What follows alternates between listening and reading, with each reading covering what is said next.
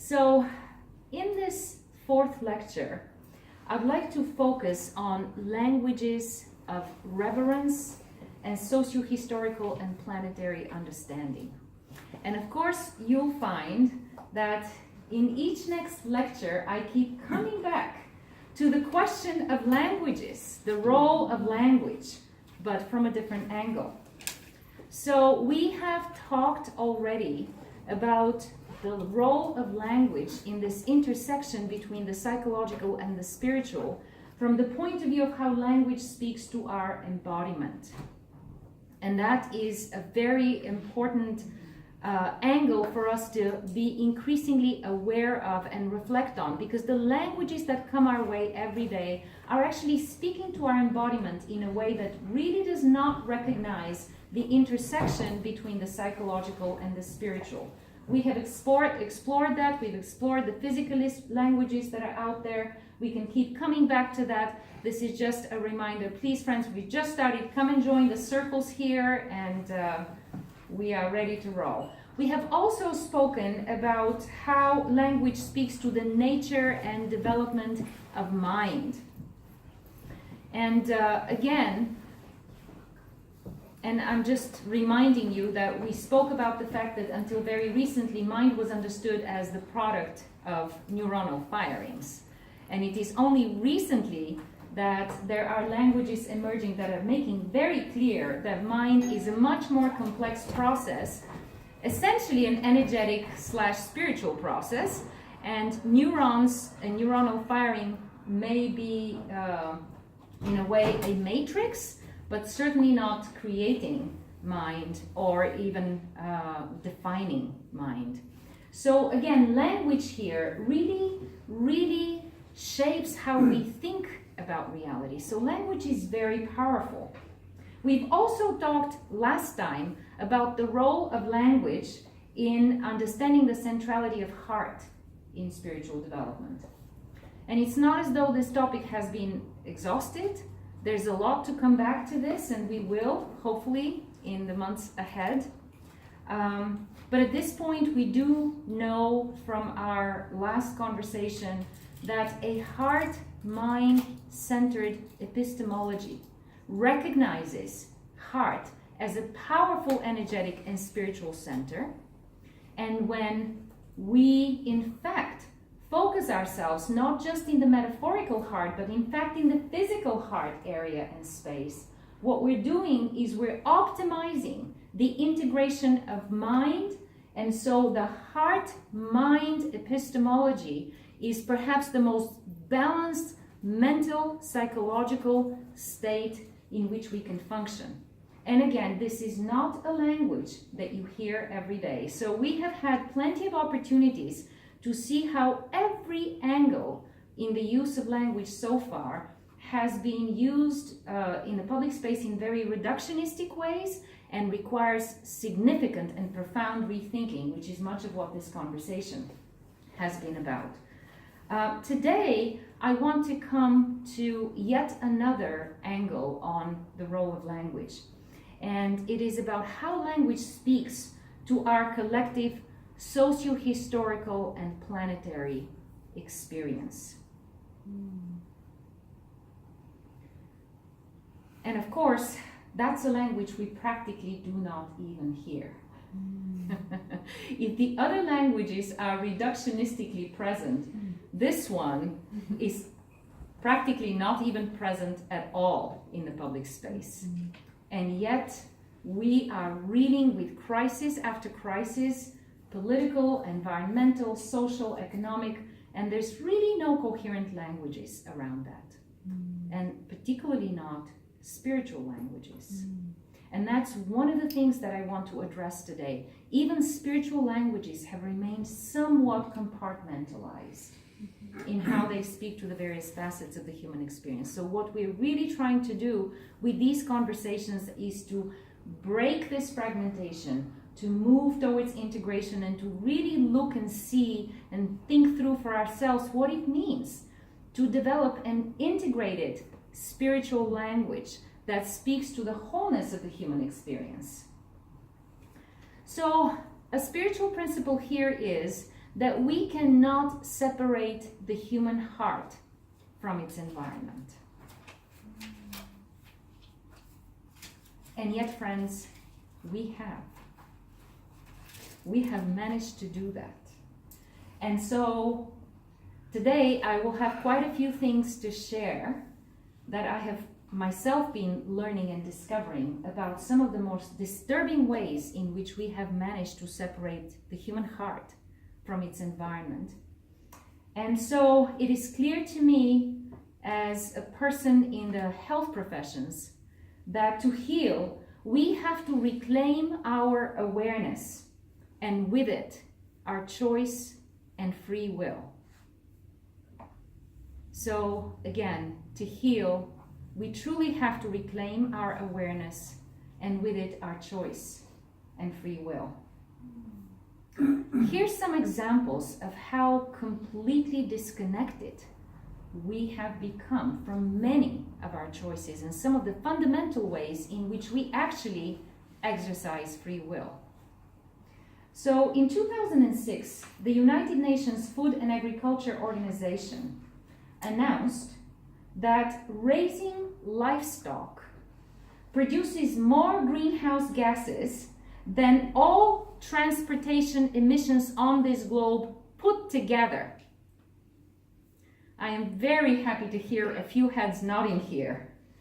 Apparently, the methane gas that is part of livestock's discharge is 86 times more destructive than the carbon dioxide from vehicles. 86 times more destructive. And yet, there is an unbelievable silence, apparently by many or most of the big conservation groups. And so in this documentary, which I recently watched, called Cowspiracy, I highly recommend it on Netflix. This was investigative reporting with efforts to speak to all of the major environmental organizations and really ask why nothing on their websites indicates that a threat much larger than carbon dioxide and carbon emissions is in fact meat production on this planet. It became clear to this investigative reporter, and apparently to many other people, that the livestock agricultural lobby is so powerful and it works so closely together with the pharmaceutical lobby, which sells 80% of its antibiotics to livestock industry and only 20% to humans. And so they are literally in bed together, that they have been able to create laws which we do not know about, but one of them, under the Patriot Act, is the food disparagement law. And so if you in fact try, and you can Google these things and do your own research, if you in fact try to raise questions about the ways in which food is produced, the way in which meat processing plants operate, the way in which livestock farms operate, you can be held liable. So the fear tactics that are employed to silence and obscure these facts have managed to paralyze environmentalists who have had to effectively sell their conscience to an extent in order to be able to at least do some environmental work without stepping on the toes of powerful lobbies that could really stop them from operating perhaps very quickly. Yet livestock occupies 45% of the Earth's land. It uses 30% of the world's global water resources, and it causes 91% of the Amazon rainforest destruction. And only in Brazil, in the last 20 years, 1,100 activists have been killed who tried to protest the destruction of the Amazon to create meat farms, essentially, and meat grazing farms. One of them is a US-born nun, Catholic nun, Dorothy Stang, who was brutally shot in the street after spending decades in the Amazon speaking up for the Amazon rainforest. And she was apparently shot by meat producers. In 2015, the World Health Organization came out with a report that affirmed beyond doubt that processed meat is carcinogenic. All processed meat, not just red meat, chicken, every bit as well. Much worse than cigarettes, in fact. And that was based on 800 studies carried out in 10 countries. And that you can check out on another documentary on Netflix and then do your own research. The documentary is called What the Health?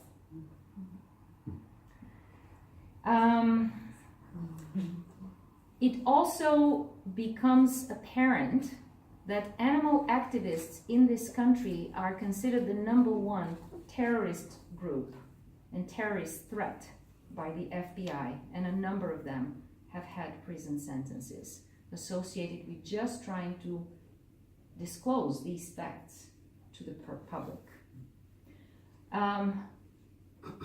Again, investigative reporters have gone on all the major websites of the American Heart Association, the American Cancer Association, and the American Diabetes Association to see what they have to say about a diet as part of health and healing. And shockingly, they all recommend meat-based and dairy-based diets, which are completely unsustainable, both for the planet and toxic for us. So apparently, for the purpose of enormous private corporate profits, language is being manipulated every day in the public space in such ways that it sustains our addiction to our appetites. And so I find this particularly powerful for me to reflect on, because in a few days, as part of my Baha'i spiritual practice, I'll be beginning, along with fellow Baha'is all over the world, a 19-day fast.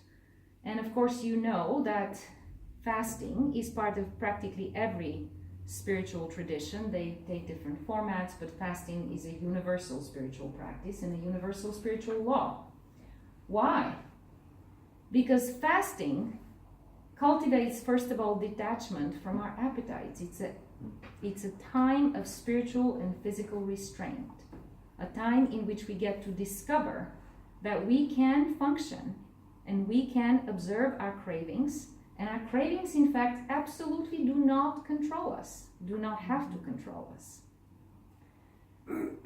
It is also a practice which apparently, in most people, brings out a heightened awareness, which is remarkable comparative to our usual automatic functioning day to day. There's a truly heightened awareness to everything that one is experiencing, to all human interactions, to all observations. The mind literally goes into a somewhat altered state, which is very powerful.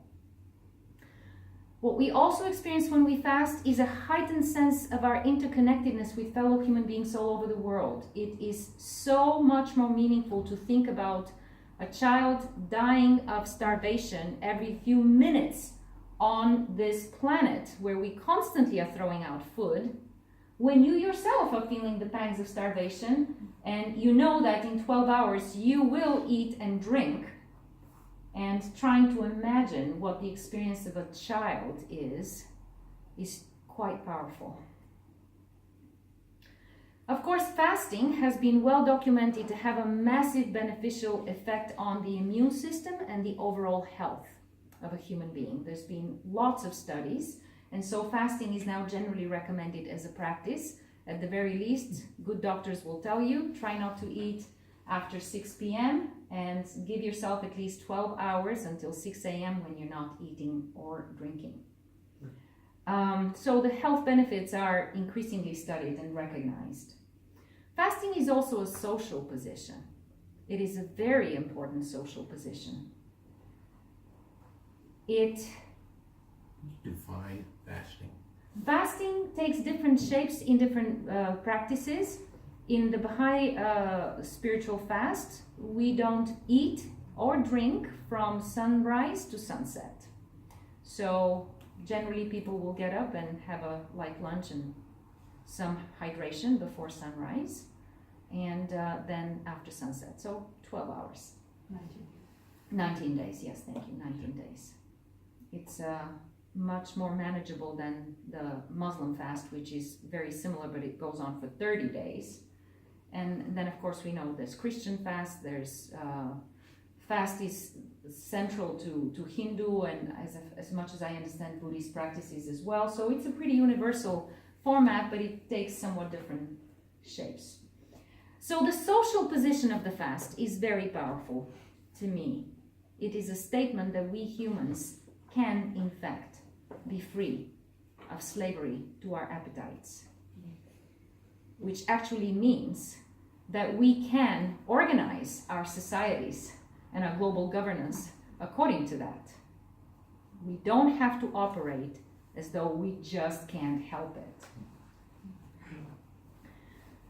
It is a statement that we can live and act coherently with what we know for social and planetary justice. We know that this level of meat consumption is completely untenable for the planet, both environmentally and in every other way. We know it's toxic. We know dairy is right up there with it. And yet we feel, what can we do? This is our lifestyle. Well, maybe just so happens to be. Maybe we actually do have free will in all of this. Particularly when it comes to the use of meat and dairy, it appears to also be a civil rights issue. Because one of the things that I learned from this documentary, What the Health, is that a lot of the meat farms in many parts of the world are situated in poor Black and Latino areas. Special example was given with a county in North Carolina, which is completely polluted, severely toxic, and the population is amongst the most diseased in the whole country. So from every perspective, our opening up a conversation and an effort to develop a spiritual language that speaks to the physical every bit as much as it speaks to the social and the environmental, every bit as much as it speaks to the mental and the spiritual, is critical to this planet. And so I'd like to spend some time talking about the characteristics and themes in this emergent spiritual language that speaks coherently to much needed socio-historical and planetary understanding. As I've said to you several times in past lectures, this spiritual language is very clearly emergent.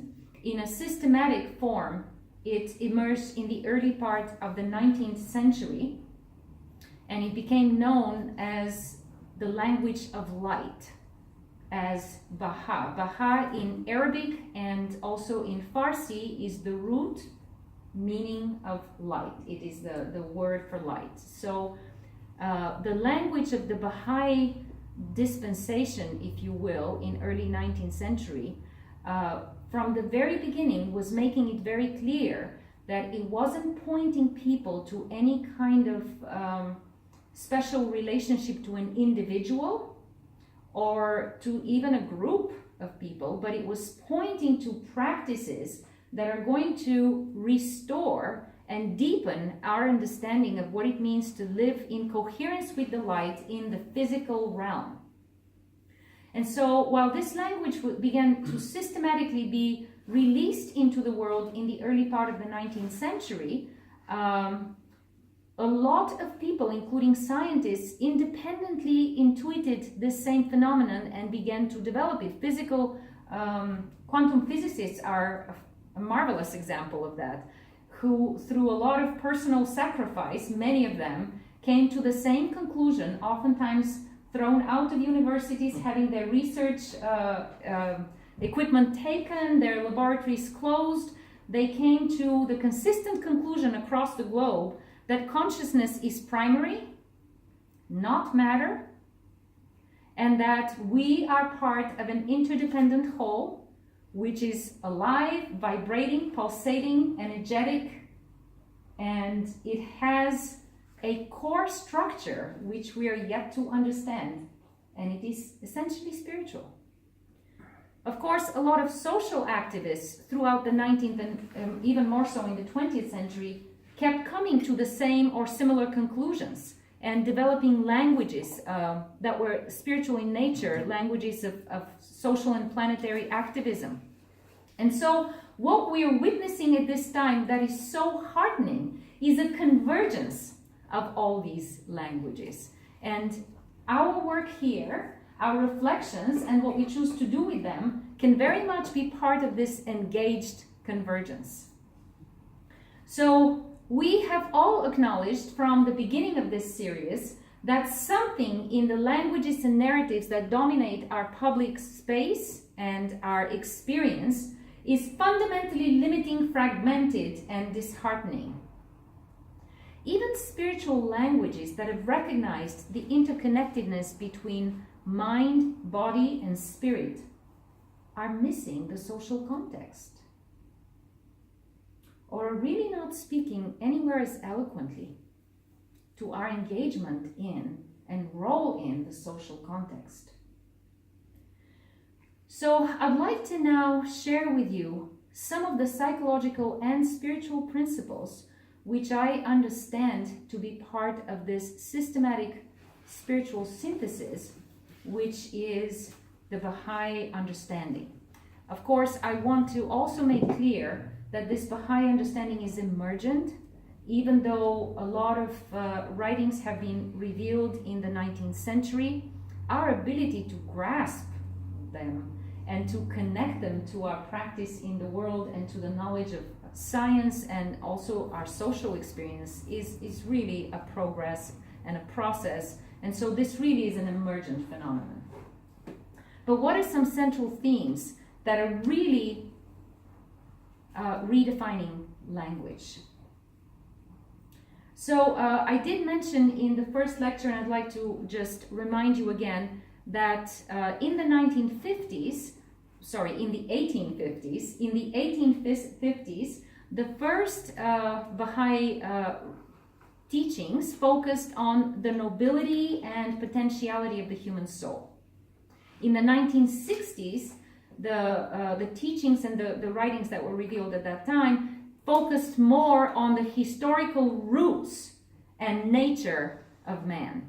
So our historical nature. So it was the first decade really focused on our noble spiritual nature and potentiality. The second decade focused very much on our lived historical experience and the nature of human history and its evolution. And then the third decade, the 1870s, linked all of these to the developmental dynamics of universal human beings.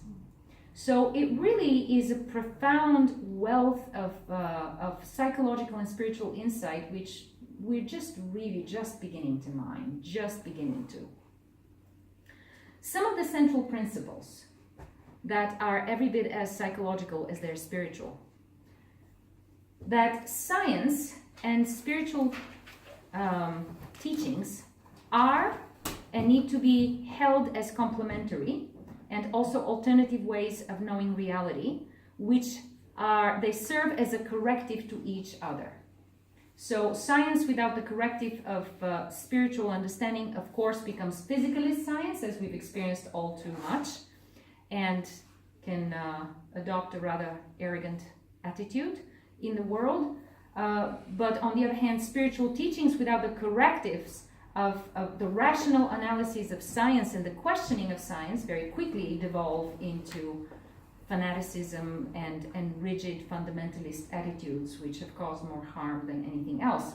So they really serve as a mutual corrective. in trying to know both psychological, human reality, and human society, and questions of governance, and even questions about reality. What is reality? Another important principle is that we need to, and so again, this is a principle that was first released to people as an explicitly articulated understanding in the mid-1800s, a good 100 years before Aldous Huxley published his perennial philosophy. A good 100 years before that, this spiritual principle pointed people in the direction of the common ethical and spiritual core of all world religions, and to the need to begin to look past that which divides different groups and different practices, and to recognize the oneness and interdependence of our consciousness and its evolution on this planet. And the fact that spiritual teachings forever have been really trying to guide this evolution of consciousness and to point to our interdependence, and that is the common core. And a lot of the other practices that have evolved later that have become divisive and even destructive are overlays, and that needs to be recognized. And that's as much, actually it's a huge psychological challenge when you think about it. Just think about that. We're so attached to our particular forms of beliefs and practices, and psychologically this is a revolutionary change of mindsets, and one that is causing tremendous resistance in practically, I wouldn't say every, but I'll say most Muslim countries around the world. Baha'is have been intensely persecuted for the last 160 years. In the first few decades of the dispensation, 20,000 people were killed. To this day, in many countries, they have no civil rights, no right to marriage, no rights of any kind, no rights to education, public education, no rights to create private education alternatives either. People get imprisoned for that. I routinely work with families from across the globe who are in the middle, let's say, of a divorce, and who, because they are Baha'is living in Muslim countries, don't actually have their marriage recognized. So they have this dilemma of how to divorce if they don't have a marriage recognized. And when there's children involved, and of course child support and other logistical issues, that becomes a very serious predicament. So that's just one example of the real backlash against this suggestion that we have to start looking to the core of things and give up our attachments to inherited mindsets, essentially. It's a very powerful and very challenging principle. Another one is the understanding of the role of the physical plane, the life in this embodied physical plane. Apparently this is very psychological, right? Why do we live in bodies that ail, that get sick, that die, that are so fragile and so vulnerable that they can be affected by human negligence and cruelty very easily? Why do we suffer? So this spiritual understanding suggests that the physical plane has a very powerful role in the evolution of consciousness, because it in fact presents us, this whole physical plane is structured on the basis of contrast. Even the human eye, when you investigate how it's built on the basis of contrast between light and no light, which is what darkness is. And so everything, when we look at it on the physical plane, is based on the principle of contrasts. And so how we negotiate contrasts in our evolving thinking earlier on in our development is we adopt one side of the contrast, of the tension, or the other, and then we clash.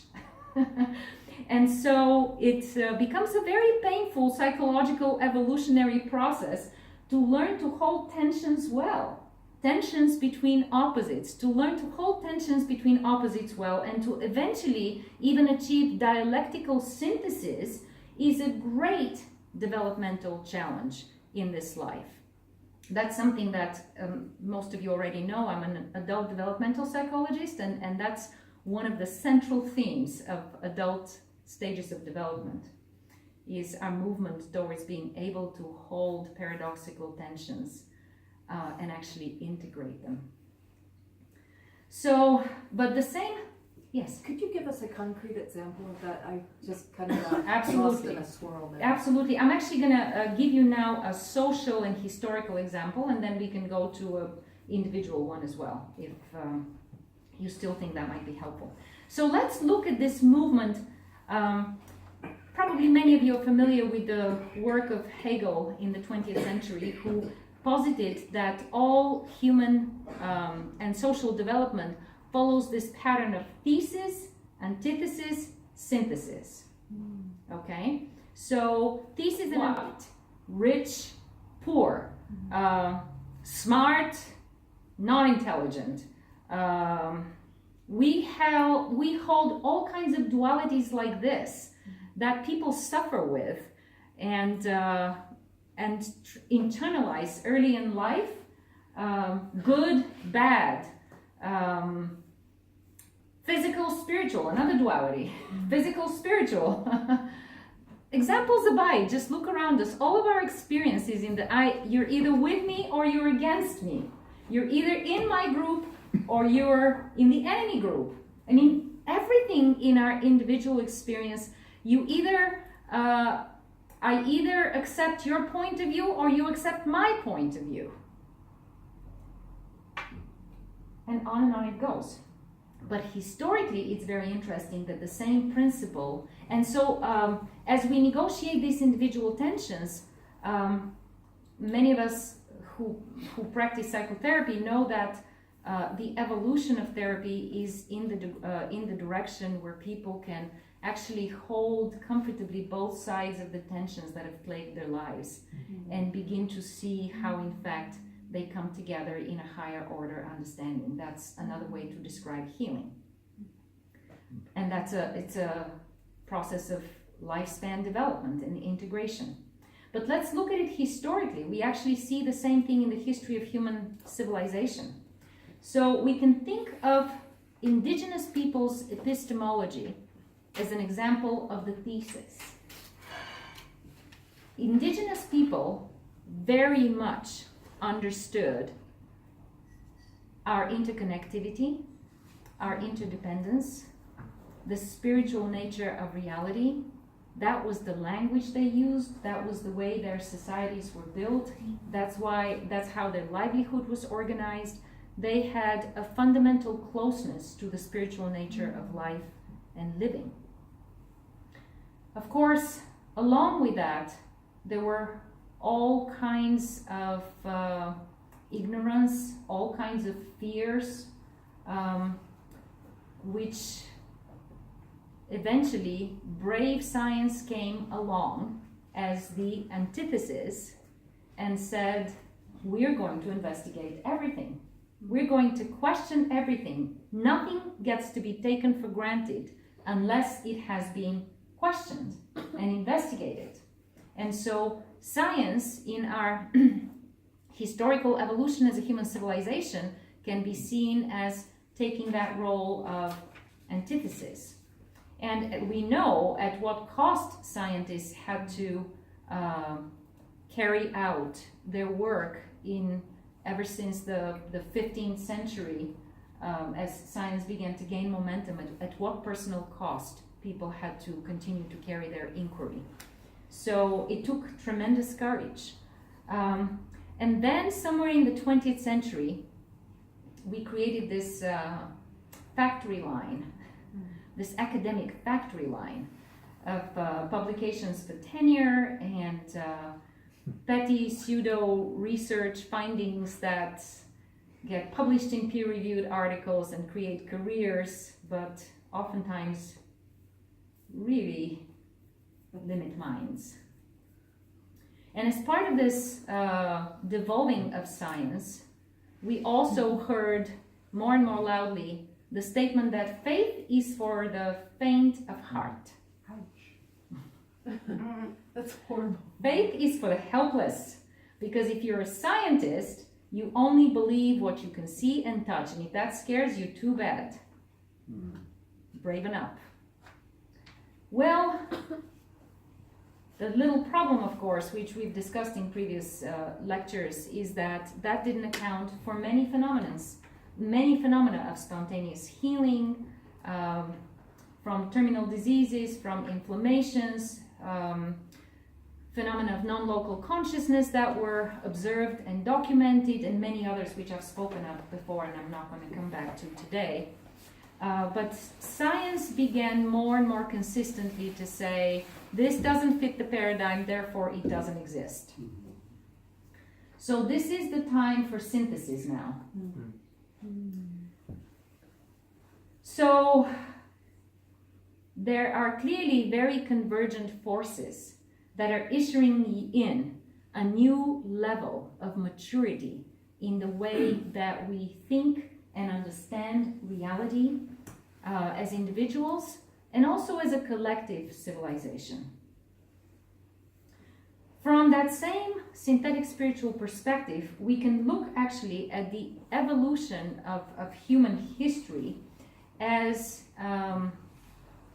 a sequence of cycles which look something like paraboles, where each time that a new spiritual understanding is released in the world, in the centuries that follow, we see a remarkable upheaval of human knowledge, social organization, inquiry, science, medicine, social organization, and that is consistently the case when you look at the earliest recorded dispensations. So Hinduism, Zoroastrianism, Buddhism, Christianity, Islam, and most recently it's been the Baha'i. But what happens is that there's a few centuries of profound upheaval and liberation of human consciousness, inquiry, and just collective momentum. And then gradually there begins to be a layering of this spiritual understanding, which is so energizing, with human interpretations that very quickly become mindsets, and they become tightly held truths. And so the energy, the spiritual energy of that particular cycle begins to wind down, and as it reaches its lowest point, in a different part of the world, we see another spiritual emergence. So it's really remarkable to look at human history from that perspective, and it's of course something that I was never taught in history class. But once I read this understanding, I started to look back at all of my historical knowledge, and sure enough, it really did make sense. The other thing that we see is that with each next spiritual renaissance, if you will, humanity is taken a step further than the previous one. Understanding advances. The next understanding builds on everything that has been grasped at the deepest level up to that point, and it takes it to the next level. So we see this organization in, first of all, in families and clans and tribes, and then nation states, and of course both Christianity and Islam have been very conducive in the creation of nation states.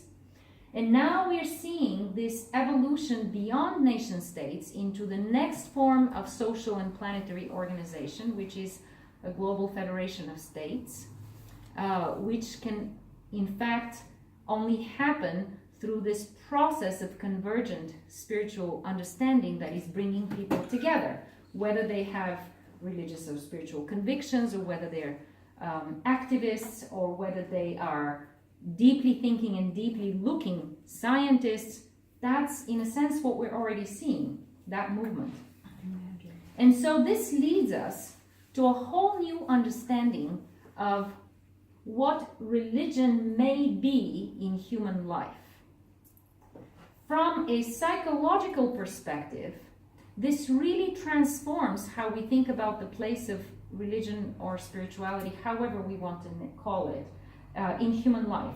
So we start to see it as the aspiration of human beings towards this unknowable ultimate reality. The aspiration of human beings towards this unknowable ultimate reality, which we, since the times of Plato, have thought about as the oneness of truth, beauty, and goodness. And that aspiration is in fact a faculty of the human soul that enables individuals to find the stamina, the courage, and the reason to mine their inner resources of courage, vision, and high endeavor. It also allows groups and communities to explore reality together and to forge a common vision and purpose. So clearly, the place of spirituality in our lives is very central in terms of both our psychological integration, health, and healthy functioning, and in our ability to aspire and advance human civilization individually and, even more importantly, in groups and communities. So when spiritual understanding is harmonized with science, it is a system of knowledge, no less than that. It is in fact a system of knowledge that propels the advancement of civilization. Yet another spiritual and psychological principle that is central in this synthesis and in this synthetic spiritual language is that spiritual aspirations are only vibrant and generative to the extent that they are put to practice in the social world. There are infinite ways in which we can engage our aspirations in the service of the world towards establishing planetary sustainability and unity. The ways are infinite. But no matter how powerful silent meditation retreats are in recharging our batteries and restoring ourselves, in this age, that's simply not enough. So, it's amazing to start asking ourselves, what would it look like if my spiritual energies and spiritual and psychological energies, because they really converge, were channeled into overcoming the issue of race and racism on this planet. Just fathom that as a way of expressing our spirituality in action. We all know how deeply ingrained and how much this issue is and how much it is tearing us apart. I just want to share with you that in the early part of the 20th century, in 1912, Abdul Baha, who was a very central figure in the Baha'i dispensation, he was actually the son of the founder of the Baha'i dispensation, traveled to the West. He traveled to Paris, London, and then he came to the United States. And he traveled from coast to coast. He gave talks all over the East Coast in universities, synagogues. He was invited everywhere. There were lots of newspaper articles covering his talks. And his talks were quite remarkable. I highly recommend them as an object of investigation. There is a collection of his talks called Promulgation of Universal Peace. And that's actually the talks that were delivered this 100 years ago. And when you hear how his talks were, each of them no more than 3 printed pages long, and how each talk goes straight to the heart of the matter, socially speaking, as well as spiritually speaking. It's just remarkable. So in these talks here on the East Coast, he was invited at Howard University, and he gave a talk there from the pulpit of the chapel of Howard University. Thank you. He gave a talk about the fact that no person of spiritual conscience could seriously tolerate racism. That happened in 1912, while all around him, within driving distance around him, black people were being lynched. So this is the history of how this particular spiritual understanding really walked its dog. Throughout the apartheid in South Africa, Baha'i communities and groups were the only interracial gatherings that persisted despite the persecution, and to my knowledge, did not ever stop. Gender, equality of genders, respect for the different capabilities and capacities, the complementarity, the social status of both genders. Another phenomenal principle of social activism, we, or many of us, I think in this room probably, love the women's movement. It is very inspiring to see so many sisters and brothers come together for questions of social justice. It's a powerful thing. Imagine that this actually began in the context of the most backward Islamic practices you can imagine in the early part of the 19th century, and it cost lives. The first feminist in the world was, in the modern age, was a Persian poetess, Tahireh, who took off her veil. Men slit their throats because they could not bear, in an Islamic context, they could not bear what that meant in terms of the reordering of society. In their view, that meant introducing chaos into the way things were socially and culturally done. It was so revolutionary. Of course, she was hung for that, but she was hung in a white bridal dress, which she chose for herself for that occasion. And before being hung, her last words were, "You can kill me as soon as you wish, but you cannot stop the equality of women and men, because it is the will of God for this age." So talk about revolutionary spirituality. It's really, really inspiring. And then the whole issue of wealth and poverty. I mean, we know that the extreme of wealth and poverty is completely unsustainable on this planet currently. We know that the concentration of wealth and power that these corporations, some of them earlier mentioned, that wield all decisions on our health and lives, is completely not tenable on this planet.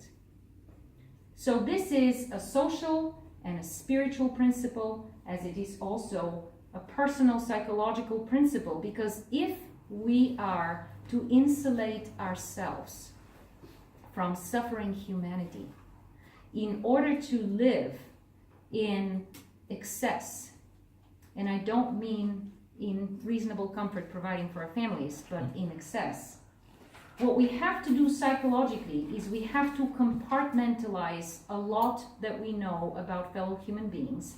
And compartmentalization is probably the most destructive thing we can do in terms of the development of mind, as we spoke in the second lecture. The river of integration of mind is a river of establishing deeper and more coherent connections between all aspects of what we know, observe, and experience. And so to compartmentalize and to fragment ourselves from the rest of humanity is psychologically so unhealthy as it is spiritually and socially and environmentally untenable. So these are all examples of spiritual principles that are at the same time fundamentally psychological. They point to health, they point to the health of the individual, they also point to social health and planetary health. In other words, to social and planetary justice.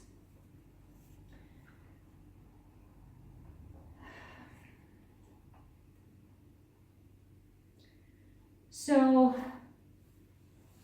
the last topic I'd like to focus on before you get a chance in groups to explore what that actually has meant in your personal practices and life is to really summarize what the growing edge of consciousness in this historical moment seems to be about. It seems that the growing edge of our individual and collective consciousness at this historical moment is in integrating our physical, metaphysical, and social and planetary engagements and pursuits, integrating them, in transforming the language that shapes social life on this planet. We cannot really pursue these pursuits if we do not transform the language that actually shapes social life and social governance on this planet. So there is, as you can see, a reason for me constantly returning to the issue of language. There's also, I will disclose, a personal reason as well. As many of you know, I grew up in communism, and so I have a very sharp ear for discrepancies in public claims because I was constantly in that. Privately, secretly reading literature, philosophy, and art, and being exposed to a language of propaganda and brainwashing which was so invasive, so violent actually, so paralyzing that it's really hard to describe. And so when I first came to the US, imagining that I'm going to be here in the midst of the language of democracy, I think you've heard me say earlier that the first thing I noticed was how reduced language was and how much the language of consumerism dominated the English language. It was not the English language I had learned, not at all. And so I've always known that language, as all oppressed people actually do, all oppressed people know that language really scaffolds how we think about ourselves, how we experience our lives, and also has the power to change that. It also has the power to change that. That's why people who work with language have always been persecuted and controlled and very suspect. So yes, language is our tool. Okay, and of course, I think I mentioned activists in this country being in prison because they're trying to report on practices in meat factories. So our consciousness circles need to foster a shift to a heart-mind epistemology. Now, friends, when I speak about a heart-mind epistemology first, people usually think I am talking about some sentimental private endeavor. I'm encouraging people to be more in touch with their feelings, express their feelings more, and that's all that this is about. And of course, from a shrink, a psychologist, what else can you expect? But really, the shift to a heart-mind epistemology is in fact the global shift that's underway right now. And it is an issue of public and planetary governance and survival. Because it is only from that epistemology, a heart-mind epistemology, that we can know in a balanced and socially and planetarily just way, and we can govern in that way. And hopefully by now that's become clear. But one way to think about this heart-mind epistemology that we're all inching our way into and really need to be as engaged as possible in is to think about it as a balanced use of the faculties of the soul. Again, from this spiritual synthesis perspective, the soul's chief power is the power of the mind. You've heard me speak about that in the second lecture. You've heard the fact that psychiatrists and interdisciplinary scientists are now coming to the same conclusion, that apparently mind is a process, an energetic, a spiritual process, a power. So it is very reasonable at this time to say that the mind is in fact a spiritual power. And you heard me quote the experience of Dr. Eben Alexander and other near-death survivors who apparently have consciousness when brain is completely dead. So rational mind in one way or another is a spiritual power, no matter how we define it. But there also is another power of the soul that we tend to overlook. And in this spiritual synthesis, it is described as the power of inner vision. The power of inner vision actually manifests itself when discursive rational mind, discursive reasoning mind quiets down. When discursive reasoning mind quiets down, a capacity of insight opens up within us, which every one of us has experienced. And these insights have the ability to encompass the realities of things. All of us have had our little insights in the shower, on walks, on the beach, in sometimes distinctly, explicitly spiritual moments, and sometimes not so spiritual moments, or maybe everything is a spiritual moment. But in any case, inner vision applied to the physical world manifests as intuition and insight. It also manifests as creative solutions. Applied to spiritual realities, inner vision manifests as spiritual discernment, which is, of course, why we turn again and again to people that we discern have really actively and deliberately developed their spirituality, because we want to hear their spiritual discernment. We want to hear what they teach us, whether it's the Dalai Lama or Thich Nhat Hanh, whether it's Abdul Baha or others. We listen to people who have spiritual discernment. We recognize that power. It's a power that we all have. It's a power that we can cultivate in our children if we actually recognize that power and we learn how to cultivate it in ourselves. There is no reason for us to wait until they become disillusioned and acting out teenagers to start this process. Young children are very receptive to that they're close to the source, and they in some way know. So it may well be that what the research that I quoted in my previous lectures describes as the intersection between the metaphysical heart, the physical heart, and the brain is in fact no other but this faculty of inner vision that opens up as people deliberately begin to lead a heart-centered life. And I mean centered in the physical heart area. Any time that our minds are racing, any times when we're really ahead of ourselves, when we're feeling stressed and anxious, this is a place to anchor ourselves. It's a powerful spiritual center, much, much more powerful than the brain. You've heard me say that already. That's the physical heart. As we anchor ourselves in the physical heart center, what we also activate is experiences of the metaphorical heart, experiences of love, gratitude, generosity, perspectival understanding, forgiveness, joy, humor, and apparently these lead to qualitative leaps in the integration of mind. So heart-mind epistemology is very, very powerful, and it's a matter of collective survival. That's why mindfulness practices have become so common in the last few decades and are so encouraged, including in schools, thankfully elementary schools more and more. One of the master teachers of mindfulness in the West, John Kabat-Zinn, refers to mindfulness as heartfulness, which is probably clear at this point. So, as you can see, this spiritual synthesis that I spoke about, that is emergent, is really addressing the full activation of inner vision, as well as rational mind, individually and collectively.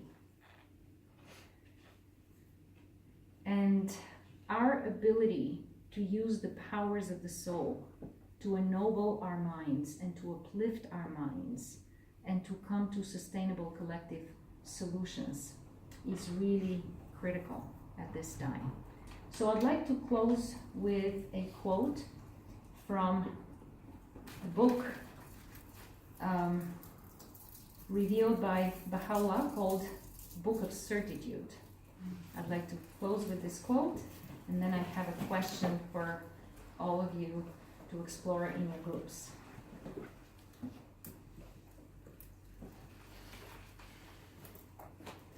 Please God, that we avoid the land of denial and advance into the ocean of acceptance, so that we may perceive, with an eye purged from all conflicting elements, the worlds of unity and diversity, of variation and oneness, of limitation and detachment, and wing our flight in the highest and innermost sanctuary of the inner meaning of the Word of God.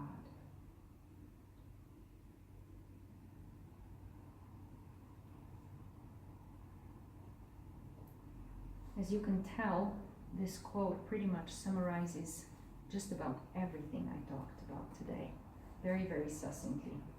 So I'd like to read it one more time. Yes, thank you.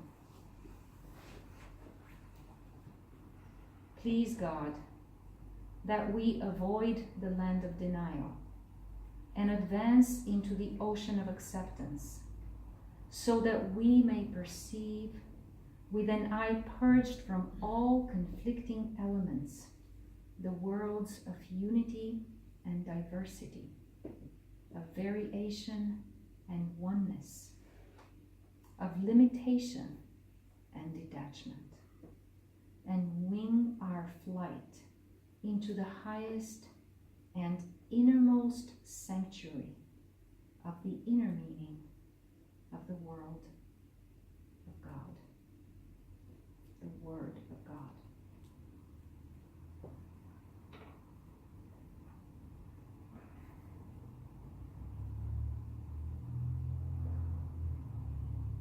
I find this a quote that really deserves study. I don't know, Josh and I will discuss, maybe it might be an option to make it available to everybody and include it in the discussion on March 11th. But think about the claim that the Word of God has an innermost sanctuary of meanings. Not rituals and forms and attachments, but innermost sanctuary of meanings which embrace diversity and unity, limitation and detachment, variation and oneness.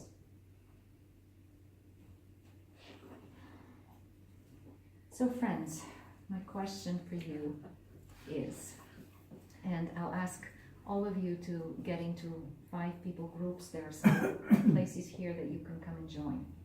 But here's the question. As we know, there's really a remarkable collection of people coming to these gatherings, and each one of you has already been thinking about these things, doing work in this direction, reflecting on this, engaged in the world. And so we want to be able to learn from each other's experience. And so the question is, how do you understand and try to engage the planetary shift to heart-mind epistemology as an issue of global governance? So I'm going to ask this question again. How do you understand and try to engage the planetary shift to heart-mind epistemology as an issue of global question? Like a lot of big words, and you might say, well, I don't. It's not really true. It's not really true. From everything that I know about the people in this room, every one of you, to the extent that I know you, is actually engaging it already. But because this language is absent in the public space, oftentimes you're doing it without knowing you're doing it. You're doing it without putting it in those terms. And I'm really hoping that that will be the spirit of your discovery in your groups. That as you use this language and reflect on this language, it's actually giving you a way to speak about things you've already been thinking and trying to do in your own lives. And of course, the language will enhance and empower your efforts further. So should I repeat it again, or do we know the question already? One more time. One more time, okay. Can I just add, this Yes. idea of heart-mind epistemology, we're talking about of making meaning through this lens of heart-mind understanding. Is that what you mean by heart-mind epistemology? So a heart-mind epistemology, we talked a little bit more at length about it at the last lecture, but the summary of that is that on the one hand, our linear analytical left brain based ways of knowing have caused a very reductionist approach to everything from the planet, the environment, to knowledge, to life, to human beings, etc., etc.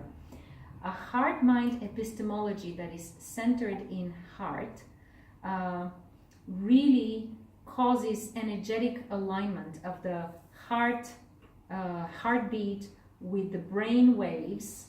It causes these powerful immune and physiological reactions in the whole body. And apparently, this syncing on a physical and physiological level also leads to a different way of using mind. Many of you have heard me refer to that as turtle mind, a slow way of using mind, one felt sense of words at a time. It is very hard to use mind in this slow, heart-centered way, one felt word at a time, and to get ahead of yourself into judgments, into divisions, into competitions, into reductionistic analysis. You really are looking for that which feels whole, and your mind, in fact, works differently. In fact, cognitive psychologists have discovered this a few decades ago, and they described it as the difference between hare brain and turtle mind. Hare brain, of course, is our ordinary functioning. And turtle mind is this much slower brain waves, which appear to come as part of the syncing of heart with mind, where mind is really attuned to the intuitions of inner vision, which people localize in the heart. And the mind works very actively to grasp these inner visions, but in a spirit of humility, not as the master, but as that servant, well-trained, well-developed servant, whose task is to understand the insights of inner vision and spiritual discernment. So the heart-mind epistemology actually is a very reverent stance to life. It is an attitude of reverence, which is why initially the title of this lecture was Languages of Reverence. And then it grew into reverence and socio-historical and planetary understanding. But the heart-mind epistemology is an epistemology of reverence. And of course, you see that reverence in Native Americans, in indigenous cultures. We see the complete loss of reverence in the scientific paradigm. And we are trying to reclaim a reverent and also very informed, mind-informed understanding of global society and survival. So, okay, I'm going to read the question one last time, and then all of you can gather in groups. So how do you understand and try to engage the planetary shift to a heart-mind epistemology as an issue of global governance? Dr. Elena, do you want to say a word or two about global governance, like what you mean by that? So some people, I can give you some examples. Some people are engaging the planetary shift to heart-mind by working in conservation. And the work in conservation oftentimes is really, at the end of the day, people do a lot of science to make the case for what needs to be conserved and how it should be conserved. But when conservation is effective, it actually engages the heartfelt intuitions of communities around the globe, their spiritual intuitions and discernment, and mind and the knowledge of mind becomes a servant to this process. And so where environmental conservation has been effective, it has worked with communities, local communities, honoring their languages of reverence, their spiritual intuitions and discernment, and that's an example of working towards global governance from the angle of conservation.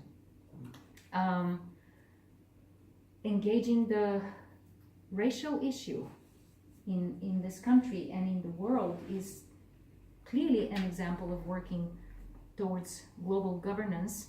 And it's interesting to reflect again how in your work and how in our work we get trapped in making arguments, which is more the brain-based approach, and when and how we find ourselves shifting to a heart-mind approach, and when does that occur, how do we recognize it, how do we experience it, what have we tried to do, how have we self-corrected. You may not have used this language, heart-mind epistemology, but you have your ways of self-correcting in your efforts, and so that's in a sense what you're reflecting on now.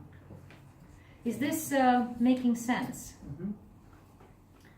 So all of you are engaged in the social world, more or less. What you do relates to global governance. If you haven't thought about it in those terms until now, that's fine. This is an opportunity to be thinking about it.